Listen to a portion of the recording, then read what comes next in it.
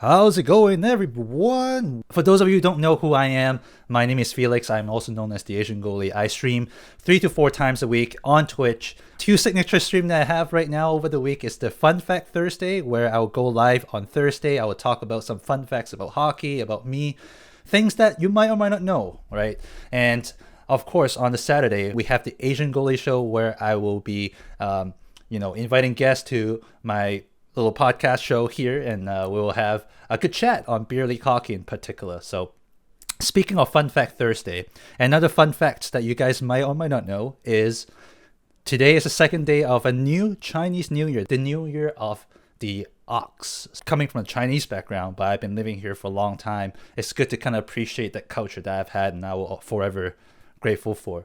Proud of being Asian, right? And that's why I'm like Asian goalie. I don't mind you calling me Asian, like, guys. All right. So today we have the second episode of the theme for the month, which is things beer league goalie would appreciate. And I remember those lonely moments when I'm always kind of like first one on the ice. I'm like the only person in the team who put on pads. I'm always kind of a little on the corner on the dressing room. I really felt like, yeah, I'm in a team, but like nobody really could understand me. And it's really until I start to talk to more goalies out there, beer league goalie out there. I'm like, wait, hold on. We share a lot of these kind of mindset and thoughts. And hey, why don't we just talk about it for the month, right? So, and today, the main topic we're going to talk about is the unique beer league goalie community. I have invited my guest today. His name is Alex. He started playing ice hockey since the age of 6, played all the way to midget AAA and stopped playing for a long time, and now he's come back to beer league hockey. And before I introduce Alex here, remember this is a AMA section environment, right? So if you're here, if you guys have anything you want to kind of chime in and want to say something about the topic we're talking about, feel free to comment on the chat as well, and I'll read it out if there's something that we could kind of discuss about it as well. All right, Alex, are you here with us? I am. Perfect. Alex, welcome to the Asian Goalie Show. What is the background of you playing in the beer league or hockey in general? Okay. Well, thanks for having me. This is the first time I've done anything like this, so I appreciate the opportunity at least. But like you said, yeah, I actually started off being a Florida native, born and raised here in Florida, Sarasota, which is a unique experience in itself. I always get asked, wait, you play hockey? You're from Florida, It's kind of like shunned in the community, But I actually started off in roller hockey, inline. And I was the age of 5, but nobody wanted to play goalie, so I always played goalie, and that just kind of started the fire in me. I eventually moved on to ice hockey at the age of 6 as a goalie, and this was back in the 90s. So gear was different, skates and everything else was different.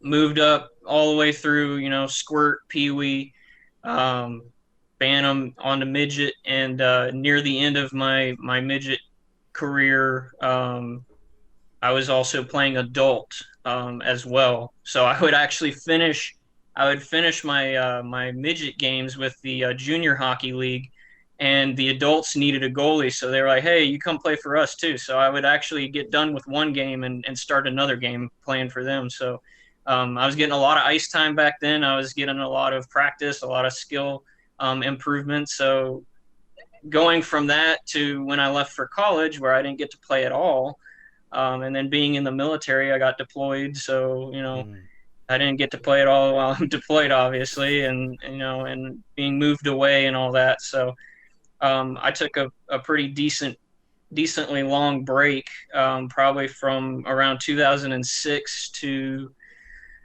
I think I picked up a couple of pickup games in 2012 while I was going through law enforcement academy. So I played a couple of games there, and then played as an emergency goalie.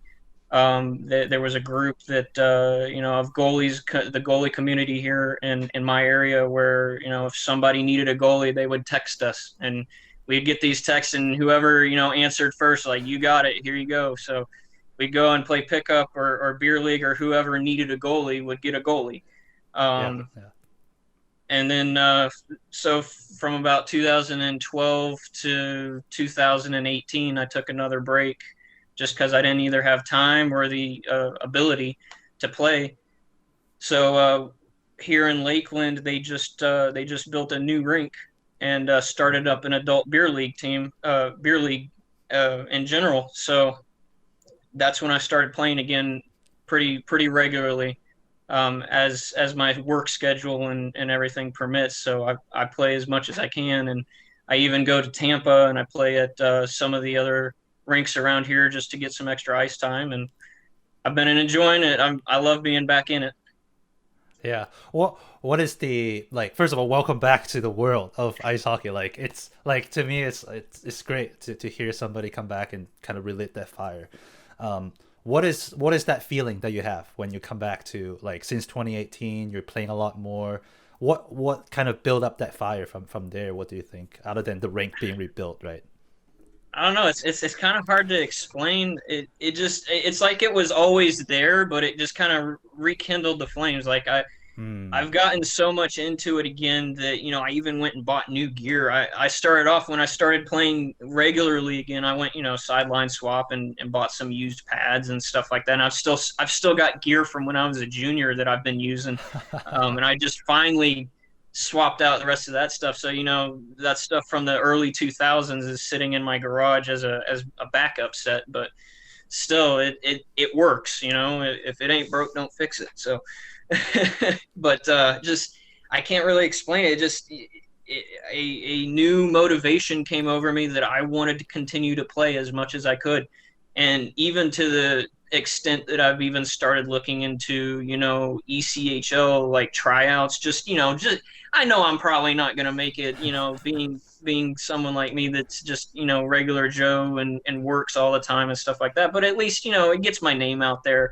Somebody might take pity and be like, oh, you know what, come and play as an emergency goalie one night or something. So, I don't know. I felt like for anyone to get to midget triple A, it sounds pretty good. yeah, but that was as a in lot of years ago. like the, back then. Do you the, have like a coach or like how oh did you yeah, yeah, yeah. get at that It was level? there was the majority of teams that I was on. Let's see, I was on probably about 5 or 6 different teams throughout Squirt all the way to midget. Um, Wow. and I'd say at least 4 of those teams I had a goalie coach, a specific goalie coach that would coach myself and the backup goalie or whoever. And so I got a lot of training at that time, and so the experience, the knowledge and the experience that I picked up over the years is still there, but I'm not Hmm. in the same shape I was either. So there's Yeah, also I getting into shape again. yeah, for sure. I think that the shape part, like I can understand that part. Like there must be a lot more intense, a lot more like I don't know, physical. You play a lot longer, Oh yeah. and you being a different age, you're physically, you feel differently. It depends on how Yeah. long you play as well. But I think what I really want to understand is what is the biggest difference that you feel when you're being a goalie at that age in terms of like the environment, in terms of where you're going versus now you're playing beer league hockey. What is kind of the biggest difference that you feel? I'd say probably the pressure aspect of things, because when you're Mm, younger, you don't know where you're going in life exactly. I mean, you got goals yes. set when you're in your teens, but you don't know where you're going to end up. So there's a lot of pressure to, like, do I want to stick with hockey? Do I want to try to go pro? Do I want to go Mm, college level? What am I going to do? um, Going from that aspect where you're training constantly. I mean, we had practices 3 times a week. We had games every Saturday and Sunday back to back. So I mean, and they would have tournaments every year as well. So it was a lot of pressure, a lot of ice time, but it was a blast. I'd love to do it again. Um, but going from that to beer league, where everybody's a little more laid back, everybody's yeah. chill, they're all adults, so everybody's got kids, everybody's got a schedule. Um, you just want to go out there and have fun and drink beer. That's all it is. Back then, do you have like like, do you train with like a buddy, or are you always kind of feel like you're by yourself, or what kind of the goalie community, like, do you talk about this goalie stuff a lot off the ice, or Back then, no, not really, because I no? mean, you didn't have Mm, the social media that you have nowadays. true, true. Cell phones were just becoming a big thing. Yeah, fair enough. I didn't get my first cell phone until probably 2003, 2004 when I was going into high school. Um, and even still, that was just a flip phone. So, you know, we didn't have these social media networks to stay in touch. A lot of my teammates back then were up in the Tampa area, and I lived in Sarasota. So it wasn't like Yeah. I could call up my buddy and be like, hey, can we go practice or can we do something? No, it was a lot of self-motivated, self-initiated Okay. off-ice drills. Hmm. I would literally sit in my living room and watch TV and do drills with my gloves on. You know, I'd get up, I do what I call up downs. I don't know if they're still called up downs, but where you Yeah. know you would practice recovering from the butterfly. You would just go up and down, up and down, up and down. And my parents would shake their heads like, "How are your knees not exploding right now?" But um, I would just do those for 45 minutes straight, just watching uh, TV doing that. And then I'd go outside and I would use my blocker and my glove and I'd hit a tennis ball against the wall and try to see how long I could keep it on my blocker. So right. just stuff like that. So, like, I'm just putting myself into kind of that scenario there where there's a lot of self motivation that's needed. Like, you want to be good. Like, who would you think is your, or what is your biggest influence back then, when what drive you to do more? What drive you to do this self motivated stuff without anyone pushing you? I think it was that pressure to do good, try to get noticed, because there were scouts out there. I mean, the Mm, Lightning were right down the road. gotcha. I played at Brandon many a times. Brandon is where the Lightning go and practice. So there were scouts Ah, all the time, and and even some days we would get there for our games, and the Lightning would be getting off the ice from their practice. So I mean, you you were out there, people, and sometimes they would even stay and watch just to see, how the kids are doing these days. Um, I took a few clinics. I did do a specific goalie clinic. I can't remember the exact name of it. This was a long time ago. But I do remember I took a clinic that wasn't specifically for goalies, but goalies were included. And it was put on by Lightning alumni John Taylor, which is actually who signed this jersey here. mm, Um, mm, mm. so, and that was they were everywhere. The community was there, but it was a lot more personal back then instead of social media. Hey, this is what's going on. You had to Yeah, yeah, know. yeah. You had to know it was happening. It kind of reminds me that little drive that I have back in about 2 years ago, 3 years ago, because I was highly involved, highly influenced by my local team, Vancouver Canucks, a lot, Gotcha. and like back then when I get a chance to meet some pro players or alumni from the Canucks, I was like, oh my god, like my mind was like, oh my god, like I just met somebody. Like, it's like, to me, it's like you just met like your idol, right? And Yeah. whether or not you can be like them or not, like, of course, just a little dream I have. I'm like, okay, cool. Like, even if I can like play pro in some way, it would be cool. Um, it sounds like that's kind of a little of the motivation there. Like, oh, if I do good, I might get recognized by some Yeah. leagues. Then I can play Absolutely. better. I can play better leagues. Like, that's kind of interesting. I just got a comments here. I believe it's Keith Allerton. He mentioned that you were at his game last week at a 10 p.m. Puck drop, and he Okay. mentioned that uh, your parents are still there to join the game, just to watch your game. Like, that's really cool. Like, sounds like you have a I really think I know great who that parents. is actually. Yeah, he's on my team. If that's the Yeah. person I think it is, yeah, he's on my beer league team. And yeah, my parents actually they still try to come to the beer league games and watch just because Wow. they enjoyed watching. They enjoyed Mm.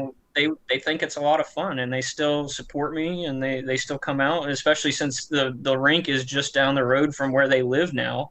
Yeah. So yeah, they have a blast coming out and watching.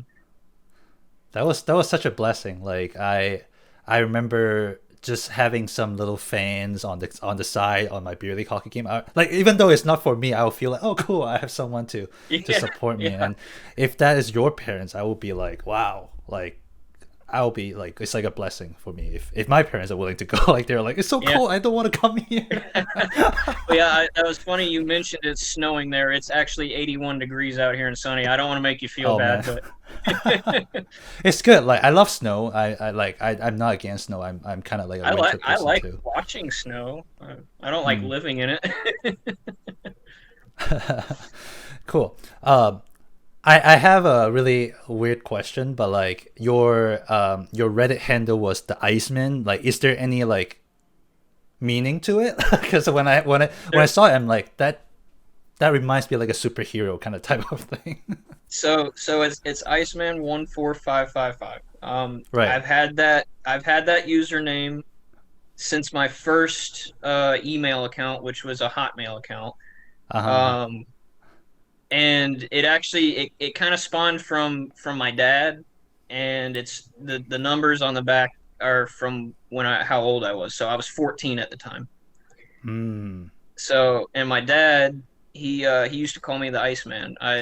I know it's kind of cheesy, it's kind of corny, but No, it's cool. I think it's a really it cool was name. when we were, it was when I was playing hockey constantly for the Uh, junior league. So he would call me Iceman, and so I kind of just stuck. Now it gets, it gets kind of convoluted. People are like, "Oh, you like Top Gun and stuff like that," which I do, but that's not what that's for. oh man. Like I can just from this little conversation that you talk about your parents and all that, I can feel like you got a very supportive parents and they're proud of you, you're proud I've of having been them. Yeah. especially in the job that I'm in that I talked to you about before. Um, I see a lot of sad instances where parents don't care about their Mm. children. They don't care what they're out doing. I was fortunate enough to grow up with very supportive parents that are still supportive. They still help me in any way that they can, and including my wife's parents. My wife's parents are extremely supportive of both myself and my wife. Mm. Um, Mm. so I was very fortunate. They would constantly they would get up at 5 in the morning to take me to hockey. They would, if I needed new gear, they would try to get me what the best that they could. I may not have gotten, the newest pads every year or anything like that, but I at least had something that worked. So, and I thank them every day for that. Yeah. I always that's one of the thing that I feel like I don't do enough is to show my appreciation to my parents a lot until my mom passed away 2 years ago Oh, from sorry. cancer, and now like just me and my dad living together, and like the fact that he's still supporting me a lot. He doesn't know what I'm doing exactly. He's like, what is hockey, what is this, but like Gotcha. he still cook for me all the time, and he asks how I'm doing, but like from his action I could tell he's very supporting me in a lot of different ways. So but yeah, I always appreciate him a lot, and but it's one of those little things that I don't do enough is to I tell him like, hey, thanks dad for doing this, doing that for me. So Yeah, but absolutely. And you don't think about it until, after the fact. So, because I they've know, always I been know. there. Yeah. Anyways, as we're going off a little bit of a tangent here, but I think it's I don't know, like It's it healthy tied to conversation. the yeah, it tied to the topic of community a lot, and I think being a goalie in beer league, correct me if I'm wrong or how maybe you have a different feeling about it. It's like you're unique out there. You're proud that you're being unique, but at the same time, it's like you hope that you have someone else that feel the same, that you can kind of share these kind of stories and like just have a laugh about it and Oh talk yeah, about it, kind of yeah. feeling. And I'm so glad that I started this show, and I did not expect actually that so many people actually like, oh, I want to go on the show, let's talk, right? Yeah, I'm like, cool, okay, let's get it running. And now we're at like the sixth episode now. Wow, like yeah, I've yeah. learned so much. I've enjoyed every single conversation. Everybody's so different. Um, people from different all around the world that are just so supportive. So again, I appreciate you coming, joining that show, because you're part of this big initiative that I have. So yeah, absolutely. So tying back to the main topics that we have here in terms of the unique beer league goalie community, like what I want to say here is not necessarily like we have a big community that is physically here, but there are certain places that I think, well, I go to talk to like different goalies. What are some places that you go to get socialize or talk about goalie stuff on the internet or anywhere? Like, is there any like go-to places that you go? Well, mainly the Reddit page that you found me on, or that we found each other on there. That's one of them. There's a few small groups on Facebook that I'm a member of, but it's not really goalie specific. It's more of just beer league hockey and in general in this area, for the area I live in. But other than that, no, I don't really do a whole lot of the social media stuff. I kind of just keep one Facebook and that's it, just to keep in touch with friends, and I do keep in touch with the community as far as those few little groups I'm a member of. But there are other outlets out there, and I know they're probably on Instagram and all the others out there, whatever other social medias they've got now. But I'm not a huge part of them. Yeah. Well, Chris here joining us as well as a goalie, like tuning in right now, and Keith again, he said like we are the rare breed, and thanks for this, and he played with you and learned a lot from there. So that's good to hear. Like that's one of the things that I felt is not just the community of the goalies, but the beer league in general, like beer league hockey. Everybody's so supportive and so appreciative of the goalies. Like to me, it sounds weird when I first started. It's like, that's not a big deal. I just come and play. Like you don't have to like say like thank you or anything like that. Like I enjoy myself. You enjoy me being part of the team. That's great. That's kind of the fun that we want to have together, right? Absolutely. Well, I mean, the more you talk to the players that just skate out, they're like, well, I would like to play goalie, but I don't want to get hit by a puck or something like that. You got to have a little bit of craziness in you just to be a goalie to start with. And it's not a bad crazy. It's a good crazy.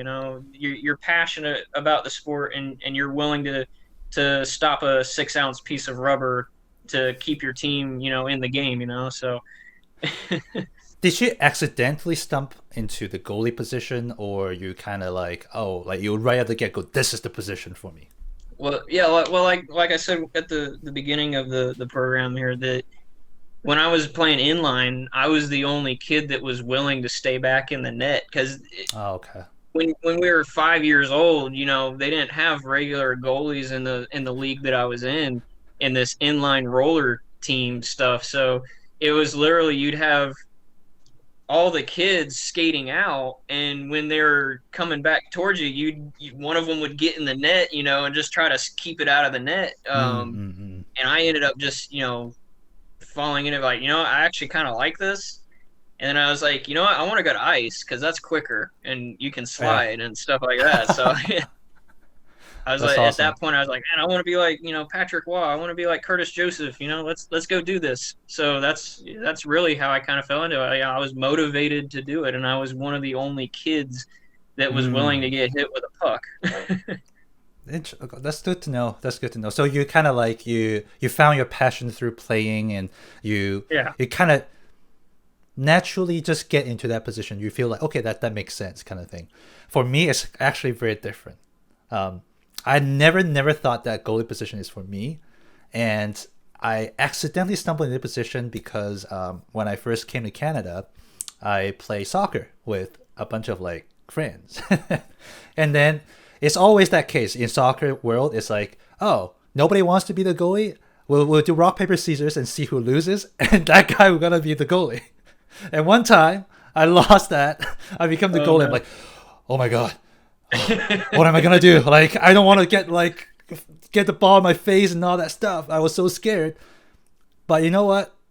I I don't know, like I made a couple save. I was like trying to push. I'm like, holy shit, I just did it. I'm like, hold on a second, that feels pretty good. It's like, that adrenaline rush, right? yeah, I know. Like I was like, that feels pretty good. Like I actually can't do it. It's not like as scary as I thought. And the more I do it, I'm like, God, like this is actually feels really, really good. And that's how I started playing goaltender in general, like in sports, not in ice hockey to begin with. Right. And then yeah, I go, and then I kind of combine that with the influence that I have from the Canucks and the ice hockey, and like, okay, cool, I'm gonna be an ice hockey goalie, right? And that's how I go into goal. While I was still playing junior hockey, I kind of reaffirmed my love for the position because we were shorthanded one game, and I remember this vividly. So they needed a goalie, and I was like, or they needed a player. So I was like, well, I got player gear still. I'll come play.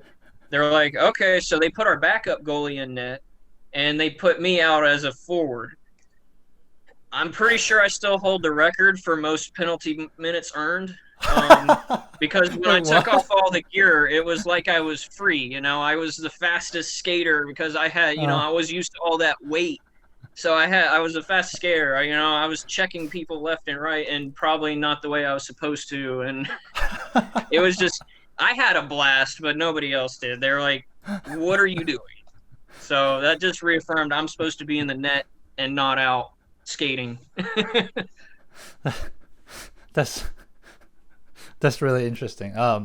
So going back to kind of the community part, like I'm so glad I'm seeing a lot of comments here, and I have Moo Juice here, and he's like he has a pretty big goalie Facebook group in Colorado. That's cool. I would love to know more, and we can talk offline on that. Knowing that you can make or break the outcome of a game is really a big motivator. Like, absolutely. I agree with that, right? Like, it's absolutely. Like, if you can just like, I think what is the one thing that I kind of talk about on previous episode too, like, what I really like about being an ice hockey goalie, not any other sports, is that a goalie can legit carry a game in ice hockey. Yeah. Oh yeah. Like, you don't, I mean, compared to any other sports like handball, I don't know, soccer, like, you can play a really, really crucial role in ice hockey in compared to other sports, in my opinion. Oh yeah. And absolutely. I used to get dumped by the competitive level soccer player. Oh, you suck, and then I just got dumped. And then you're like, oh, cool, I suck. But then ice hockey is like, I feel there's so many different aspects that I could do to impact the team, to actually win the game for the team. What's your thoughts well, I mean, you are the last line of defense as a goaltender. I mean, that's really what it is. You are the last line of defense. Without a goalie, the other team's going to score, and your team's going to lose. I mean, it's just that simple. You got to have a goalie, and if you have a weak goalie that, doesn't provide at least some sort of leadership in the team, as far as, even if it's just providing some call outs while you're playing, like, the puck's coming to your end, your defenseman's trying to pick it up, they're getting chased down. If they're not paying attention that they're getting chased down, you don't tell them anything. Oh, look, now they're in the boards and the other team's got the puck. So, yeah. I mean, even just a call out, letting your players know what's going on, what your intentions are, that even helps. And that steers the game. It steers your team. Yeah. What are some of the things, like, now we're talking about kind of the aspects of communicating to the team or communicating with team members. Like, is there anything that you do kind of regularly when you're playing beer league hockey that you talk to a defenseman or a certain type of team members to make sure that you can get that influence out there? Well, I do a lot of the call outs. I'm very vocal when I'm playing. They may not hear me because of tunnel vision or whatever, but I still do it. And that's just something from my junior days, even back when I was being trained. I was always very vocal, and that was something instilled in me by my goalie coaches, to be vocal. Let them know what's going on. Like, communicate. That's even the players need to communicate with each other, so that they're picking their heads up, they're paying attention. That situational awareness is a big factor in, how your team's going to play. So, I mean, usually I try to come out of the net when I can to stop a puck, set up a puck for my players to come and grab. just a game the other night. We were getting killed, but still, I try to help as best I can. The other team was coming down with the puck, and they were about to have a breakaway, but he didn't quite have the puck. So I skated out as hard as I could, and I shot the puck into the boards to keep that player from getting it. And that actually ultimately averted him having a breakaway and a shot on goal. So Right. and there's some goalies out there that, you know, they'll get timid at that fact. They'll try to rather take the shot than they will to come out and try to play the puck. So it's all, you know, I guess it's all in experience and training and how you feel about doing things. But, you know, that's just how I wanted to do it. I wanted to make sure he didn't get the shot on goal.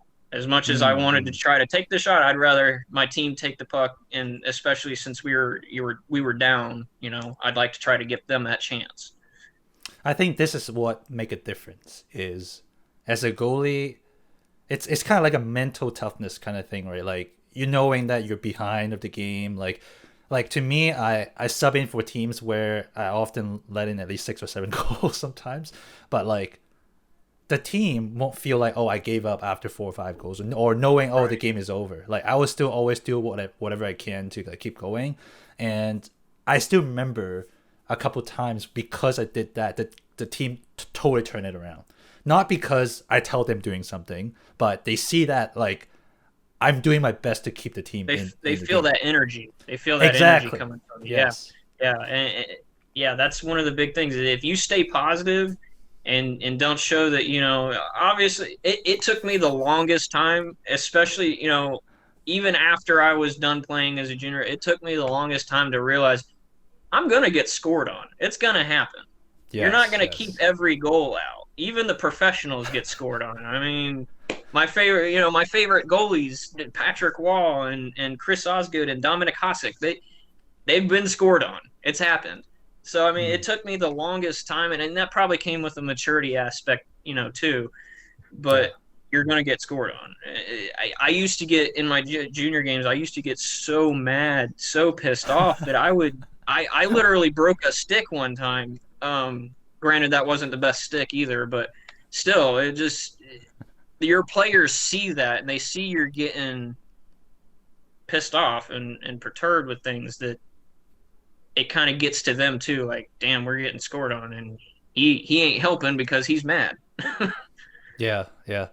It's interesting because how I compare myself sometimes to other goalies that I see. Some goalies got really frustrated. And it's sometimes not because of the team. Like they're frustrated on themselves. They're just like, oh, they're letting the soft go, like, holy shit, and they're like banging their stick on the ice and like all that. To me, I'm like, I have those moments too, but I won't show that too much. But I try to tune it, and then like during intermissions, I would tell the team like, hey guys, like let's fucking do this. Like no more soft goals, no more these kind of like weird bounces. Like I know it's unlucky that, you know, some goals is just some goals are just extremely lucky. Yeah, it's just like sometimes frustrate the heck out of me. Like fuck, like I literally just like fuck, like it frustrates the heck out of me, right? I have a questions here. Do you guys ever take the blame for a goal, even if you know it's not your fault, to keep the moral up? I think it depends on the goal. Sometimes I will take the blame, and a lot of times my team loves me anyways, and I love them. They're a good team. Sometimes I'll be like, damn, I should have had that one. Like, that was super soft, or man, it found a hole somehow. And my teammates are like, no, that was totally me. That was totally me. Like, I should have had that defenseman or whatever, you know? But yeah, I try to help sometimes in that aspect, but not a lot. A lot of, if a goal gets scored, is self-evaluation. And sometimes it is hard to not show that frustration with yourself, but it happens. That's just the competitiveness in all of us. I mean, we're all, I would say most of us are at least A-type personalities, and they're very competitive and want to do well in what they're doing. So, yeah, it is hard to not show the frustration sometimes, but a lot of the goals that get scored, I will do my own self-evaluation, like, I should have done this, or I should have gone this way instead of that way. I should have, I should have slid over a little bit more, a little bit faster in order to do that, but it happens. And you know what I found? Almost, I mean, majority of the goalies. I never met one or two goalies I speak with yet that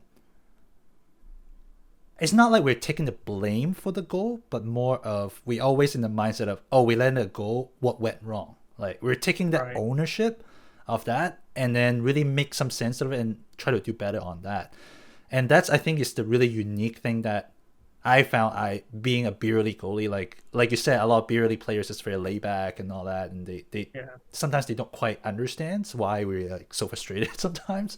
But like it's not about me us being frustrated about the game or anything. It's just the drive that give us that energy, and you know when that energy being positive being is a positive ownership kind of energy that you take yourself, it does transfer that to the rest of the team, and I believe in that.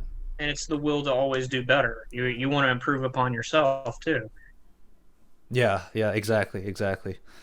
Chris said, Alex, all my friends thought he was crazy for wanting to play goalie. Yeah, it's. I really don't know. Like, I don't think people think we are crazy. I think crazy is a very like service level word. I think people are just not understanding why we do it the way we do. So by showing us kind of the mindset that we have, I think Yeah. that's one of the unique thing that we have in compared Well, to. I did say it earlier. We are crazy in a good way. Yes. It's just each goalie, every goalie out there has their own little quirks. That's Whether true. That's true. whether it be like me, I will thank my posts if my posts make a stop for me. I literally will give it a hug and say thank you, post. Mm. It's that kind of stuff. You don't see that in players like kissing their stick or something and saying thanks for making that goal. So goalies are a unique breed. We really are. Is there anything that you do when you're on the ice in terms of do you talk to like the other side of the goalie? Like do you hang out with them? Do you like talk to them? Actually, yeah. Well, I mean, that's kind of where our on back on our topic of community and goalies being like a family. Um, yeah, actually, our group here is relatively small, and Florida in general has a small hockey community. As far as Mm-hmm. players go, there's a lot of fans of hockey, but as far as actual players that go out and play, That's is interesting. relatively small.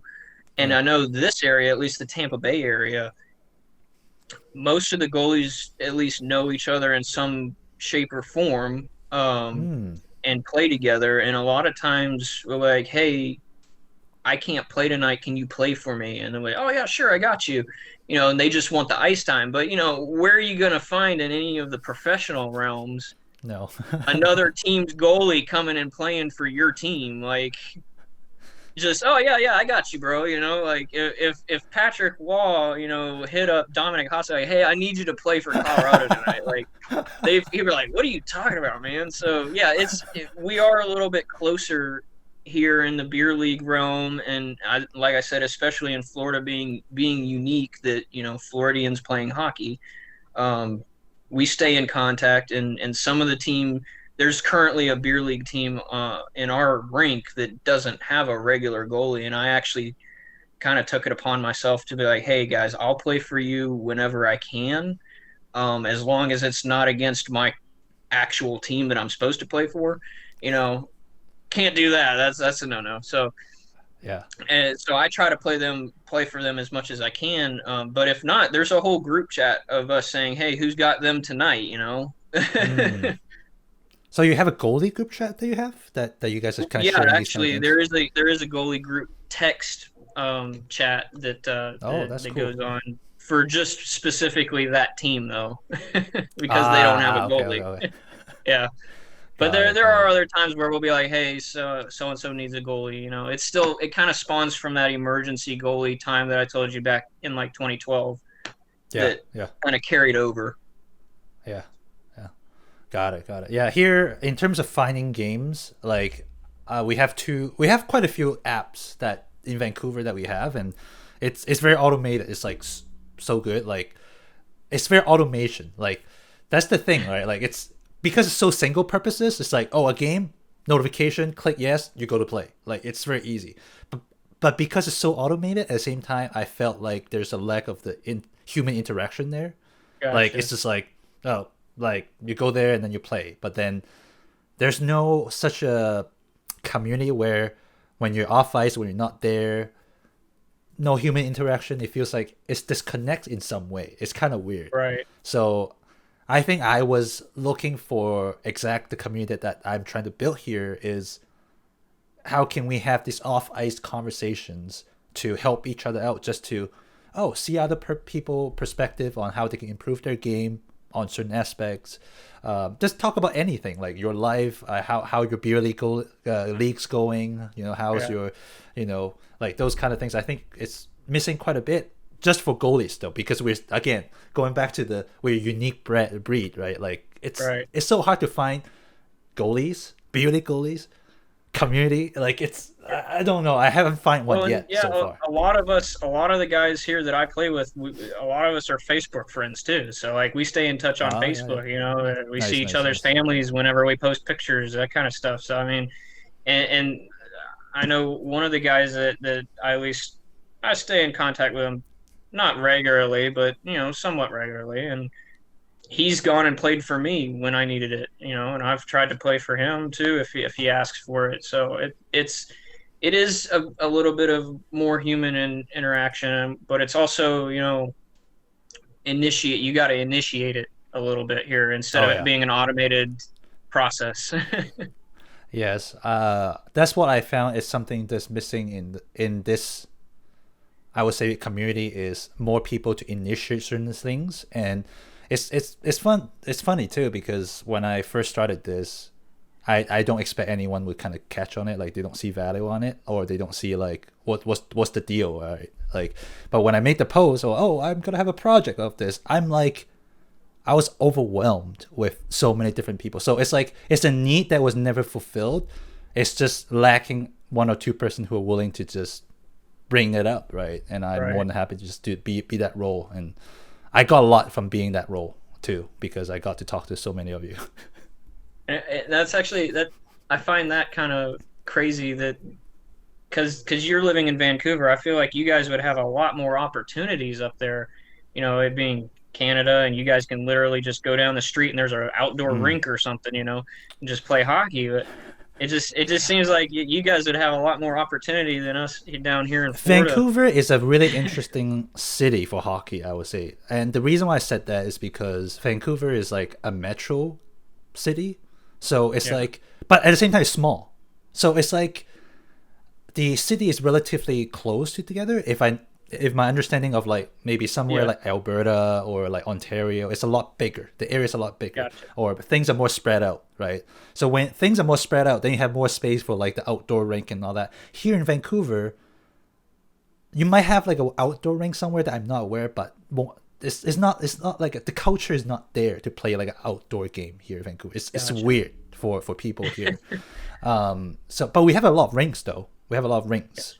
But the thing is, like, the government is not, I think they're just being cautious. They're just being like government being government. They just they're like, no, we can't play leagues, like you can't play contact sports, but you can train. I'm like, okay, I don't get what's the reason about it. that doesn't make sense. They're just making some weird decisions out there that, like, I have a local app that people are actually discussing what's going on. Like, are we still coming back? Is ice hockey still coming back? And people are frustrated now, like getting more and more frustrated. Like, when are we supposed to get that? Why there are people? I told you, if you're hankering for some ice time, just come on down here. We'll take care of you. There's quite a few like goalies that I spoke with that said the same thing. Like, just come to Michigan. I'm like, if I can get on a plane, I would. That would be a little bit of a closer trip for you, being in Michigan than coming down here to Florida. All right, I've been to Florida a couple of times. I was in Orlando a couple of times, quite a few times actually, for work. But it's not nowhere close to. It's like I used to the weather there, because I grew up in Hong Kong, and like I can see the humidity, all that. Like I kind of understands it, but at the same time I don't enjoy it now because I've lived here for a long time. So Right. it's like it's not a surprise to me, but at the same time, no, it's like not the place I want to live in. But yeah, it's quite interesting where you said the goalie community in Florida is not that big because my impression was like, oh, you have an NHL, you at least have two different NHL teams around Yeah, that we kind got of the Lightning and we state. got the Right, Panthers, right, and then we got exactly. So, several ECHL teams too. So so I yeah, was 'cause you surprised got when you're the saying that. yeah, we've got one. We got one ECHL team in Jacksonville. We got one in Orlando, and we got one down in Sunrise, Florida, which is the Yeah. Everblades. Um, which actually I tried out for the junior Everblades when I was a junior. That was good times because you got to try out in where I don't think it was the Panthers like main rink, but it was like their practice rink. So that was cool. Right. That's cool. I still want to go back to the home ice for the Vancouver to actually play on there because I had this one experience where the Canucks host this pro-am tournament where they have like Canucks alumni and they were like doing like a charity thing. And if you raise money, you can like draft an NHL alumni and play with you in the team.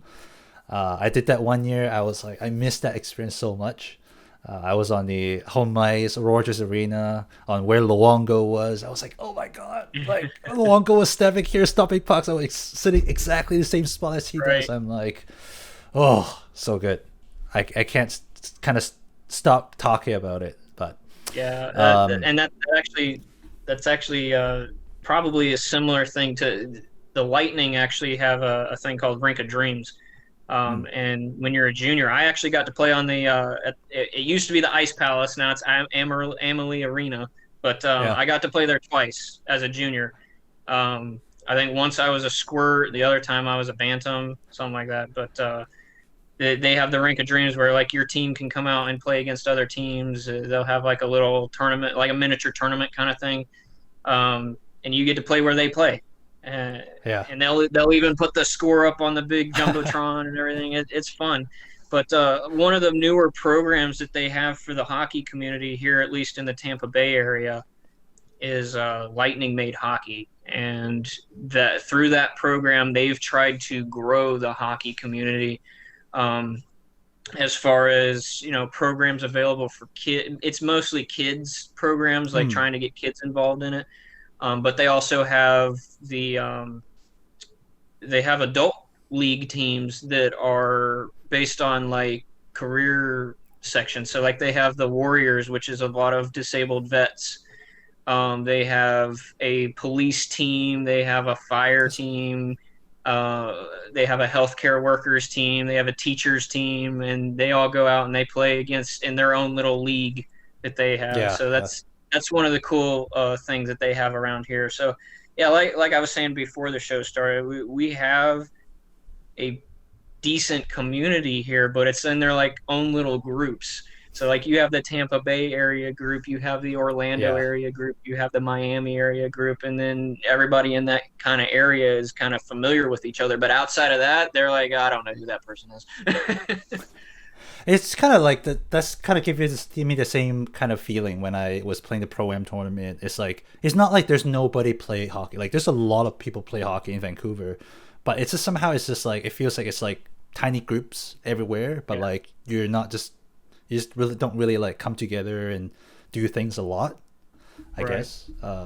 But yeah, I've seen so many different groups in Vancouver, and they seems to be have their own little circle, and I don't know if I fit in or not. It's just kind of weird. So that's why I feel like a little bit isolated sometimes too, because of that. It's just like I don't know. Like they have a tight group, but I'm not kind of part of it. Kind of feeling. Yeah, where do I fit in? Yeah. Um, what would be one piece of advice since you have all these experience that you have from midget? I think there's some unique perspective you can share. Is what is one piece of advice to all beginner goalies who started playing beer league hockey? What would you say it's the most important thing for them to kind of know about that could improve their game, improve their team's game? I see that's a difficult one because there's so many aspects of the position I and the know. sport in general. It's hard to like pick out just one piece. just to tell somebody, hey, work on this, and that's going to help everything else. Um, I would say probably your mental game. How you think on the ice is probably one of your biggest. It's either going to be your best friend or your worst enemy. Your own mind is going to mess you up because like I said, it took me a long time to figure out I'm going to get scored on. I can't keep them all out as much as I want to. So I think if you work on your mental game and stick with what you're doing, yeah, you're a beginning goalie. You're just starting. You're starting to learn your position. You're starting to learn how to use the butterfly, how to use your blocker, how to catch pucks. I mean, but if you get discouraged because of a way of thinking or how you think about something, that's going to make you not want to play anymore. You're going to just give up. I'm done with this. I'm just going to go back to playing player or whatever. So I think, yeah, probably your mental game would be my point. That's really cool because I asked very similar questions to another guest that joined the show previously. He said very, very similar things. The number one thing or the biggest thing that he would talk to people about improving is not technical. Like people think it's technical things, it's the skating, it's the freaking make sure you get better, right? Like very technical stuff. People probably would expect that kind of answer, but from you and the other guests that I talked to, you guys focus on the mental side of things, which to me is quite an eye opener. Yeah, well, I mean, because if your mind is not in it, you're not going to want to improve your skating. You're not going to want to improve those technical aspects of the game. You're just going to be demotivating yourself and, I don't know, throw yourself off into some sort of depression. Yeah, well said. Well said. I really agree on that because that's, I think what I won't say I was born with, but I think I've been through a lot of this mental game on the other sports or any other part of my life. It comes to me that it's very natural that, okay, I'm just going to improve. I'm going to take more ownership of everything that I do. Like, I don't blame on the team. I don't blame on the game. I don't blame on the puck. I don't blame on the ice. I don't blame like some outside circumstance that I can't control, right? And what can I just improve? And that's what I start to take videos of my games and understand, like, not just to show off to the YouTube or whatever. Oh, hey, I made some great save. Of course, like when I make great save, I feel really proud of it. But more importantly, to see from a third-party angle what I'm doing better or what not. Right. Because when you're on the ice, you just can't tell.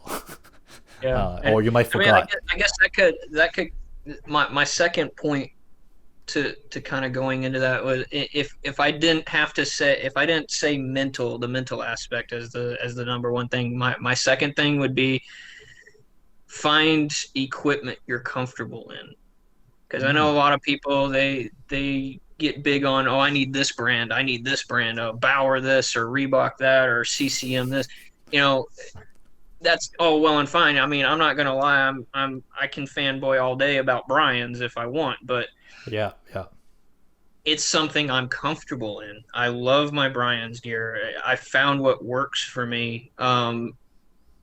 It's hard to get out of that because of how comfortable I am in it, but it works. If you find gear that you're super comfortable in, why change it? Why get another brand or something that you don't like, that you're not comfortable in, to where now it's impacting your game? It's great that you bring this up point, and I think you probably will be a good you keep a good perspective on this. But for those, like, I think one of the biggest barrier for anyone to go into beer league hockey is the investment they have to put in to buy the pads, equipment, and all that. And I agree with you. Like, finding that gear that fits you, that make you feel comfortable, is very important. What would be that thing, or what would be some tips for anyone who are new, who would consider buying new gear, finding something more comfortable? What is that one? Like, do you just talk to somebody and want comfortable gears, or what kind of tips do you give people when they're buying equipment to make sure they get the right thing? That's actually funny because that question came up quite a few times I've seen on the Reddit page. Yes. I'm brand new. I need a set of gear. What should I get? Yeah. And I see a lot of people are like, oh, go for Bauer this. It's not about brand at that point. They're just starting. They need to Mm. find gear that's comfortable and works and doesn't cost them a fortune. Because what if they go out and buy a whole brand new set of Bauer Ultrasonics that cost $2,700 and they decide, oh, this isn't for me? Guess what? They now have to go find somebody to buy that $2,700 worth of gear somewhere else. So when I got back into it, when I started doing it regularly again, Sideline Swap was my best friend. And it still is. I can find amazing deals on there. Like I just got a brand spanking new pro level Brian Sub-Zero 3 blocker for like $200, and that's originally like a $500 blocker. I mean, you don't have to spend a fortune to get into this position and play well. You just need something that works when you're starting off. And then if you decide I'm going to stick with this, I'm going to get better, I'm going to do, all this off ice stuff and train and stuff, then you can start looking into pro level gear and getting custom stuff, but I would say probably, you don't need to spend a fortune for one, and find something that works. If you have a local pro shop, like especially there in Canada where you're at, I would say there's probably a hockey shop somewhere around there that you can go get fitted for this gear. And just because you got fitted by them, you don't have to buy it from them. I mean, yeah, you want to help them out if you want to, but I'm looking probably soon for new skates. I'm still using the same skates from when I was playing, midget. So Really? these are, Oh wow. oh yeah. Actually, if you hold on a second. So these used to be top of the line skates, right? Super Tack CCMs made in Canada. They're still working. They still are wonderful skates, and because they're so well broken in, they're very comfortable. But I got to hold somebody else's new skates, these new Bauer 3S Pros or whatever. They're so much lighter, and that's just, I've been doing this for a little while now. I've got those peculiarities of like, oh wow, that kind of feels nice. I like that, but if somebody was brand new and needed a new pair of skates, there's nothing wrong with getting a used pair that has a cowling. You don't have to get brand new Bauer stuff with cowlingless and all that just to start. So, but what I'm going to do is I'm going to go down to Pure Hockey that's over here in Wesley Chapel, get fitted for skates, see what size I am, and go from there. I can probably find stuff on Sideline for $100, whereas I don't have to pay $900 for a pair of skates. So to summarize what you said, basically is for anyone who is new, you would want to go to a pro hockey shop, fit everything in. Yeah. Maybe, try something out, try different things, find something that you feel like, okay, this is for me. Not buy it from the pro shop, but go on, third-party website like the Sidelines or something. Right. Find something second. Yeah. If you go to a pro shop and it's like a little mom and pop shop, right? If they have an amazing deal on something, go with it. Support that business. But if you're going to a big store like Hockey Monkey or something like that, something that's a giant chain, there's nothing wrong with getting fitted for the gear, getting in something you're comfortable with, even, window shopping, like, hey, I kind of like that Bauer blocker, try it on. Ooh, this is really comfortable. And then finding the same exact one used on Sideline for half the price, and that way you're not out a ton of money for a position you don't know if you want to stick with yet. That's very true. I like that, because I think that's what a lot of people will have to hear more. It's like that's the message I want to hear when I first started. It's don't get anything new, just get something second. Like, I mean, if it resonate, right? Like back then, it doesn't quite resonate with me to buy second hand gears for whatever reason. I just like, I don't want to use somebody like a gear that people use, and like, I just like, oh, I will just get the cheapest one out there. And I mean, turned out it was fine, but at the same time, it's like, would I wish I'd do something different? Yes. Yeah. But like I think I said, but you've decided you want to stick with that position. So if you get somebody that's just starting out, it's fine. Why not try out different things and not, clean out your bank account while you're doing it. True. Yeah. Cool. One last question before we All end right. here, as we are kind of at the 1 hour mark here. So, Going back to our main theme of the month, what is the you can say something that you already talked about, but what is the one thing that you truly appreciate and always will about a team that you play, like ice hockey, or something that is not you, but something about your team that you always appreciate? their love for their goaltender. So, yeah, I mean, you get some. I've played on some teams where they just don't care. They, Mm, oh wow, you're another goalie, But when you get a good team that meshes and they appreciate actually how much you do for them as a goalie, it just works. And it's a great feeling when you end up winning a game and your whole team comes out and freaking just dog piles you. It's one of the greatest feelings ever. And yes. so I would say that's probably my favorite thing is about a Yeah. team is it's one that can appreciate their goalie. I have the exact same feeling, and I to extend to what you said there, I would say team that stood up for me, right? Team that stands up Oh for yeah, me when some absolutely. crazy people do crap stuff in front of me, right? Push me into the net or whatever. I still remember one or two moments when the other team just went crazy. They have like a goon or something. They just try Oh to yeah. like, break the I momentum don't or I don't whatever. find that to be as big a problem in beer league. Mm, At mm, mm. least not this league. This league, everybody's pretty friendly with each other. Everybody knows each Yeah. other.